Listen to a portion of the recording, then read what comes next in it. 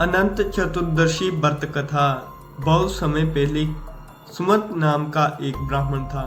वह बहुत नेक और तपस्वी भी था। उसने दिशा नाम की औरत से विवाह किया था और दोनों को सुशील नाम बहुत ही रूपवान थी, जो अपने पिता की ही तरह धार्मिक भी थी। लेकिन सुशीला जब थोड़ी बड़ी हुई तो उसकी माँ दिशा परलोक सिधार गई। पत्नी दिशा की मृत्यु होने के बाद कुछ समय बाद उस ब्राह्मण ने करक्षा नाम की एक महिला से विवाह कर लिया। इसके कुछ समय बाद जब पुत्री सुशीला विवाह योग्य हुई तो उसने विवाह कौंडिन्य ऋषि के साथ कर दिया। वह विवाह में विदाई के समय जब ब्राह्मण ने अपनी दूसरी पत्नी करक्षा को कहा तो वह नाराज हो गई। करक्षा ने गुस्से में दामाद को ईंट और पत्थर देकर विदा कर दिया। करक्षा के इस व्यवहार से कौंडिन्य ऋषि को काफी दुख हुआ। वह अपनी पत्नी सुशीला के साथ आश्रम जाने लगे, लेकिन आश्रम के रास्ते में ही रात हो गई। रात होने के कारण दोनों एक नदी के किनारे पर रुक गए। इसी दौरान सुशीला ने देखा कि नदी के किनारे कुछ स्त्रियां सुंदर कपड़ों में सजी हुई हैं। वह किसी देवता की पूजा भी कर रही थी। सुशीला उन स्त्रियों के पास गई तो उन्होंने बताया कि वह अनंत व्रत की पूजा कर रही हैं और उन्होंने उस पूजा की महत्ता के बारे में भी बताया।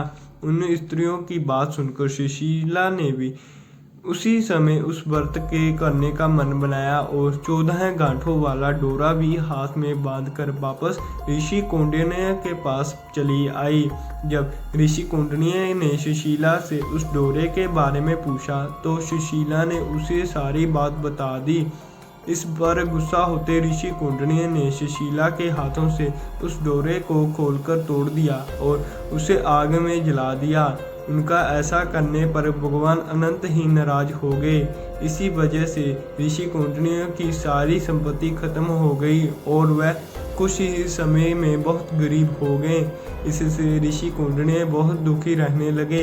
एक दिन उन्होंने अपनी इस गरीबी के बारे में अपनी पत्नी सुशीला से पूछा तो सुशीला ने बताया कि यह भगवान अनंत का अपमान करने का कारण रहा है। वह डोरा भी नहीं जलाना चाहिए था।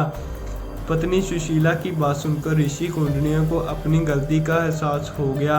इसका पश्चाताप करने के लिए वह तुरंत उसी जंगल में गए और अनंत डोरे की खोज करने लगे। कई दिनों तक वह जंगल में भटकते लेकिन उन्हें अनंत डोरा नहीं मिला। एक दिन जंगल में बेहोश होकर गिर गए। तभी उसके सामने भगवान अनंत प्रकट हुए। उन्होंने ऋषि कौंडिन्य से कहा, हे कौंडिन्य, तुम्हें अनजाने में ही सही लेकिन मेरा अपमान किया था। इसी वजह से तुम्हारे ये सारे दुख झेलने पड़े हैं। अब तुमने अपनी गलती का पश्चाताप कर लिया है, इसलिए मैं तुम्हें बहुत प्रसन्न हूँ। मैं तुम्हें वरदान देता हूँ कि जब तुम घर जाकर पूरी विधि विधान से मैंने अनंत व्रत करोगे तो अगले 14 सालों में तुम्हारे सभी दुख दूर हो जाएंगे और संपन्न हो जाएंगे। भगवान अनंत की बात पूरी ऋषि कौंडिन्य के घर गए और विधि विधान से अनंत व्रत करते हुए भगवान अनंत की पूजा की।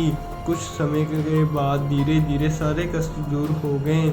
कहानी से सीख, कभी कभी किसी का अपमान नहीं करना चाहिए, खासतौर से धर्म से जुड़ी चीज़ों का। ऐसा करने से बुरे परिणाम हो सकते हैं।